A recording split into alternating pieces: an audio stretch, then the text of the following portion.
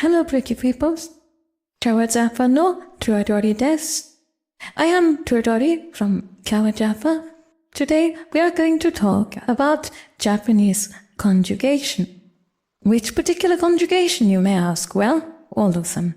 Except for the ta and te form, which we will discuss in a different video. Why are we getting with them all at once? Because we can. Because Japanese conjugation all works the same way. It's very simple, very logical, and very consistent, and very, very easy to understand. However, when we look in a textbook, we get the impression of lots of different rules and forms that you have to learn for each particular conjugation. Why is that? Why do the textbooks make it seem so complicated when it's actually so very simple? Two reasons. The first is that they insist on this European concept of conjugation. Actually, what we're doing is not conjugation at all. What we're doing all the time is attaching a simple helper verb or helper adjective or helper noun to the stems of the verb. And once we see how that works, it becomes very, very simple and easy to understand. The other problem is that they spend a lot of time explaining the changes that take place in terms of the Roman sound system, the alphabet. But in fact, that causes a lot of confusion and difficulty. Once we see it in the terms it actually exists in, that is to say, the Japanese sound system, it all becomes very logical. I would say it is 100% consistent, logical, and simple. Except that there is one exception in the whole system, and there are two irregular verbs, so perhaps we'd better say 99.9% logical, consistent, and easy to understand. Alright, so let's give you the master chart, which will show you how all of this works. Chart o kudasai. So, here is the familiar Japanese kana chart with all the sounds of Japanese. And turn it on its side for reasons which will become apparent shortly. All Japanese verbs end with one of the kana in the middle row. It looks like a column because I've turned it on its side. That is the u, ro, wo, ku, su, tsu, nu, etc. However, there is no verb ending in u, so we can get rid of these two columns and simplify the chart. Actually, there is only one verb that ends in nu, that's shinu, to die. So we could get rid of that too and make it look even simpler, but I'm keeping it in for completeness. So, everywhere ends with one of the kana in the red box. Let's have an example of each of the possible endings. Kau, buy, kiku, hear, hanasu, speak, notsu, hold, shinu, die, tobu, flying, nomu, drink, toru, tank. Now, as you can see, there are four other possible endings that the verbs could have. And, in fact, each of those endings is used. And when we use one of the other endings, the verb stops being a verb and becomes what I call a sticky stem. That is, a stem to which we stick something else. So, here is the I stem. If the I sticky stem, we change the uro kana to the corresponding I ro kana. So, kau becomes kai, kiku becomes kiki, hanasu becomes hanashi, and so forth. What do we do with the iro sticky stem?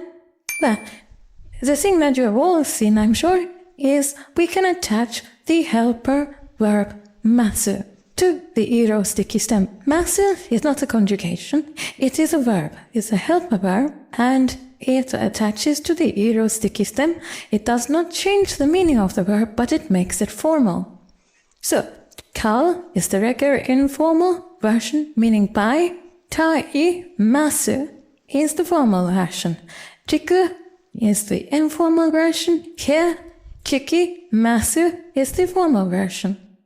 What else do we do with the iro sticky stem?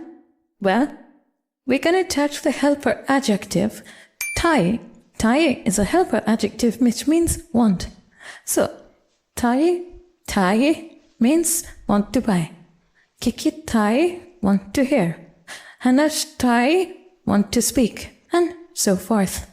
We also use the hero sticky stem for attaching nouns in order to convert a verb into a new noun. So, kai mono, that is buy, sing, means shopping. Nomi mono, drink, sing, means I drink. Hanashi kata, kata means form or shape. Hanashi kata means way of speaking, manner of speaking. So now we know how to attach all these except for what are called ru verbs, the ichiran verbs. And they are very, very, very simple because all you ever do with these ever is simply cut off the ru and you have all the possible sticky stems of the ichiran verb. So taberu simply becomes tabe. Tabemasu is the formal form of the verb. Tabetai, want to eat. Tabemono, eat thing, food. So now we come to the aro, sticky stem. And this has one exception. And you say, language is full of exceptions. This is the only exception in the whole system. And it's a very natural one that you can well understand. The ending verb does not become ka-a, it becomes ka-wa, which is a lot easier to say and understand in conversation, isn't it? So, ka-u does not become ka-a-nai, it becomes ka-wa-nai. So, what do we use the ending stem for? I've already mentioned it. Probably the most common use is to attach the helper adjective nai to the sticky stem of a verb. It attaches to the sticky stem. So, kau, buy, becomes kawa, nai, not buy. Kiku becomes kika, nai, not here. Hanasu becomes hanasa, nai, not speak. And so forth. Anyway, simple. We also use the sticky stem for the causative and the so-called passive forms of verbs, and these conjugations often give beginners quite a lot of trouble. And I have made videos that show how simple they really are, how they work, what they mean, and how simple it really is if you understand them the way they actually are. Today, we're just going to look at the structure. So, the causative form of verb, which means to allow someone to do something or make someone do something, is formed by attaching the helper verb seru saseru to the aro sticky stem. Now I say seru saseru. What does that mean? Well, it means that there are actually two forms of this helper verb. Seru attaches to all those sticky stems that we're working with, all the ones that change, and saseru attaches to the ichiran, the so-called ru verb, sticky stem. Where there is a slight variation in the helper verb, we always find that the longer version goes on to the ichiran verb, because that verb is generally shorter. The ichiran verb, we take off the whole last syllable. With the godan verbs, these changing sticky stems, we don't take off the last syllable, we change it to a different sound. So, seru, saseru makes the causative form of a verb. Kau becomes kawa, soru, allow to buy, make to buy. Hanasu becomes hanasa seru, allow to speak, make to speak. Nomu becomes noma seru, allow to drink, make to drink, and taberu becomes tabe saseru, allow to eat, make to eat. The so-called passive, which is not really passive, and we have a video helping you with understanding what it really does and how simple that really is. The so-called passive, the receptive form, is formed with the helper verb veru vareru. So, tal becomes tawareru, which means get bought. be bored, get bored. Get bored is better because that's closer to what the Japanese really means, and you'll understand that when you see the video. Kiku becomes kika, daru, get hard. Nome becomes nome, daru, get drunk. I don't mean become intoxicated. I mean the way the cup of coffee got drunk. Taberu becomes taberareru, get eaten. So as you see, there are really, apart from that one exception, there are not lots and lots of different ways of attaching these together. It's because it's presented as a conjugation and because it's explained as if it was written in Roman letters that the confusion arises. We can see that it's actually very, very regular. We just shift to the arrow and add the helper adjective nai, the helper verb reru lareru, the helper verb seru satheru, and it's just as simple as that. Now we come to the ero sticky stem, just like the others. It's perfectly consistent. You just change the ro kana into the corresponding ero kana. So kau becomes kae, kiku becomes kike, hanasu becomes hanase, and so forth. We use the ero sticky stem to create the potential form of verbs, which means you can do the verb.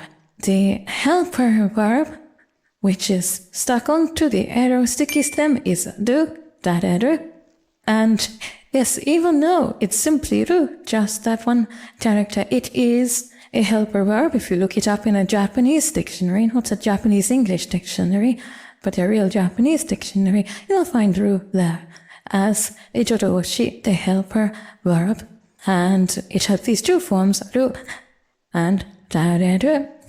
Rareru is, you will have noticed, the same as the so-called passive, reru, rareru. So the ichiran form of the passive and the potential are the same, but because they are used very, very differently, there are very, very few occasions on which you would confuse the two, so it's not really a problem.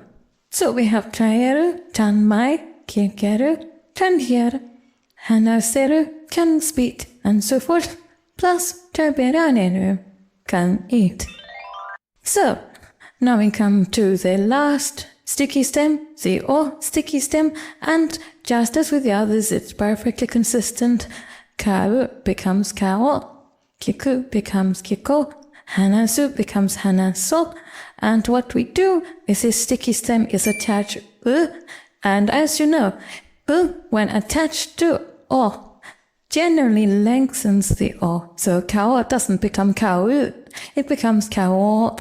Kiku becomes kiko, hanasu becomes hanaso, and the volitional has a number of uses, and I'm only talking about structure here, so I'll just use one of the uses. Kau becomes kao, let's buy, kiku becomes kiko, let's listen, let's hear, hanasu becomes hanaso, let's talk. In the ichiran form, we add yo to the end of the ichiran sticky stem. So, taberu becomes tabeyo. That's it. One peculiarity of the volitional form is that you can also make it by changing the form of masu to use the volitional in its formal mode. And when you do this, you say masho instead of masu. And when you do this, naturally enough, you use the ero sticky stem just as you do with regular masu. So, ikimasho, let's go. So now you have the master keys to nearly the whole of the Japanese so-called conjugation system. And as you now know, it's not conjugation at all. The only thing we haven't covered is the ta and te forms of verbs, which perhaps are closer to being conjugations. And fortunately, ta and te work identically, so once you know one, you know the other, and we will cover that in a future video. You may not be able to swallow everything in this video in one gulp, but every time you become confused about the way any conjugation is working, please come back to this video and run it through, and I think it will all become perfectly clear. Some people will ask, well, what about irregular verbs? Remember all those pages and pages of irregular verbs in the back of the French textbook or the German textbook or the Spanish textbook? Well, yes, Japanese has irregular verbs too. There are 2 of them. In fact, just 2. Suru and kuru. And they work a little bit differently from the others, and you'll very soon pick that up. Remember that the textbook for this course of lessons is Unlocking Japanese, and you can get it at Amazon in paperback or Kindle editions. Thank you for attending this class. これからもよろしくお願いします. Class dismissed.